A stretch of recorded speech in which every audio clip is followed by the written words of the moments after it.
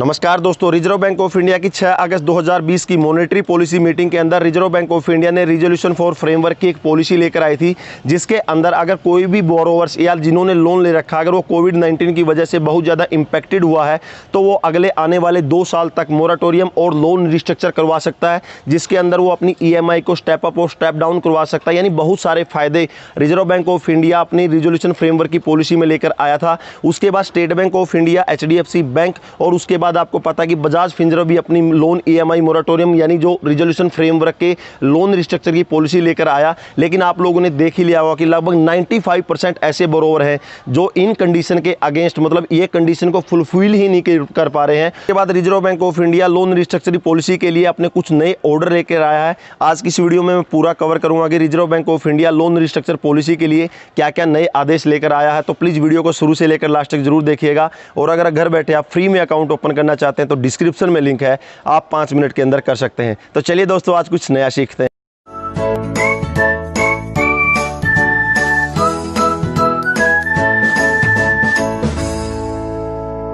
Reserve bank of India loan restructure policy के लिए अपने नए गाइडलाइन लेकर आया है। आप इन पूरे गाइडलाइन को रिजर्व बैंक ऑफ इंडिया की ऑफिशियल वेबसाइट पर भी पढ़ सकते हो। रिजर्व बैंक ऑफ इंडिया ने अपने गाइडलाइन में दोबारा से रिपीट किया कि 1 मार्च 2020 से पहले यदि आपका लोन 30 दिन से ज़्यादा डिफॉल्ट है तो आप लोन रिस्ट्रक्चर की पॉलिसी का फायदा नहीं ले सकते। सेकंड पॉइंट में reserve bank of India mention करता है कि यदि आपने किसी भी NBFC कंपनी से लोन लिया है तब भी आप लोन रिस्ट्रक्चर का फायदा उठा सकते। रिजर्व बैंक ऑफ इंडिया ने अपने थर्ड पॉइंट में मेंशन किया कि यदि अभी तक आपने लोन रिस्ट्रक्चर नहीं लिया है तो आप 31 दिसंबर 2020 तक कभी भी अप्लाई कर सकते हैं। यानी अगर आपने किसी भी तरह का आपके पास पर्सनल लोन है और जो भी लोन कैटेगरी RBI ने डिसाइड की है, अगर उन कैटेगरी का आपका लोन है तो आप 31 दिसंबर 2020 तक कभी भी बैंक में विजिट करके और जो condition reserve bank of India ने रखी है उन कंडीशन को फुलफिल करके 31 दिसंबर 2020 तक आप कभी भी लोन रिस्ट्रक्चरिंग का फायदा ले सकते हैं। यानी बहुत सारे लोगों के कंफ्यूजन थे कि मैंने इस महीने नहीं लिया, तो अभी भी आपके पास टाइम है, 31 दिसंबर 2020 तक आप लोन रिस्ट्रक्चर ले सकते हो। रिजर्व बैंक ऑफ इंडिया ने नेक्स्ट पॉइंट में मेंशन किया है कि यदि आपका MSME लोन है, यानी माइक्रो स्मॉल मीडियम इंटरप्राइजेस का भी यदि आपका लोन है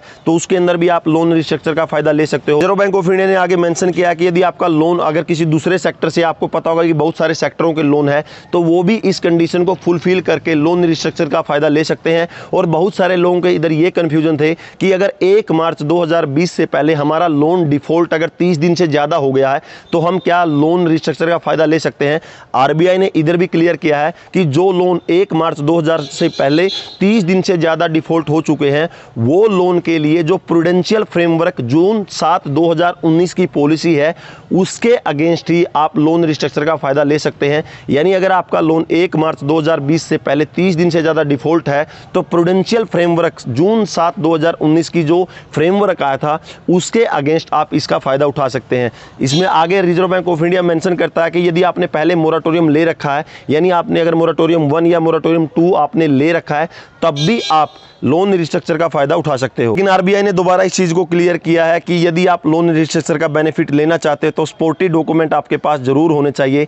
यानी कि अगर कोविड-19 पेंडेमिक के दौरान आपको बहुत ज्यादा सफरिंग हुई है, आपको बहुत ज्यादा लॉस हुआ है, तो उससे रिलेटेड जो सपोर्टिव डॉक्यूमेंट है बैंक मांग सकते हैं। लेकिन दोस्तों इधर प्रॉब्लम आ रही है कि सपोर्टिव डॉक्यूमेंट लेकर कहां से आए, क्योंकि लोन किन लोगों ने ले रखा है, जो डेली काम करते हैं, जो डेली मजदूरी करते हैं, या फिर डेली जो रोजमर्रा की कमाने वाले लोग हैं, उन लोगों ने सबसे ज्यादा लोन ले रखे हैं। तो वो इस चीज का सर्टिफिकेट कहां से देंगे कि पेंडेमिक के दौरान हमें सबसे ज्यादा क्राइसिस हुआ है।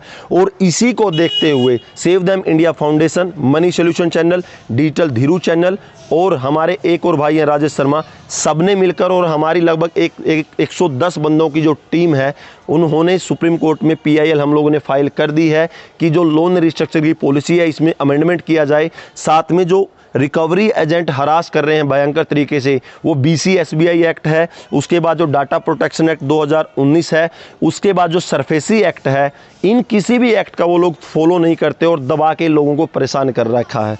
तो इसी को देखते हुए हम लोगों ने सुप्रीम कोर्ट में ये केस डाल रखा, PIL दाखिल कर रखी है। बहुत ही जल्दी सभी को PIL की कॉपी बांट दी जाएगी और जो हमारे लोग, जो 110 लोग केस में जुड़े हुए हैं, उनको लिए स्पेशल से अलग से लीगल नोटिस तैयार किया जाएगा। दोस्तों प्लीज़ अगर आप सपोर्ट करना चाहते हैं तो डायरेक्टली आप मेरे को टेलीग्राम पर मैसेज कर सकते हैं, नहीं तो इधर मेरा नीचे ट्विटर अकाउंट है, ट्विटर अकाउंट पर भी मुझे फॉलो कर सकते हैं। दोस्तों अगर आपको वीडियो अच्छी लगे तो लाइक कीजिएगा, वीडियो के बारे में कोई कमेंट है तो कमेंट सेक्शन में कमेंट कीजिएगा, और इसी तरह से नॉलेजेबल टॉपिक पर वीडियो पाने के लिए चैनल सब्सक्राइब कीजिए। तो दोस्तों अगले वीडियो के लिए तब तक जय हिंद, वंदे मातरम।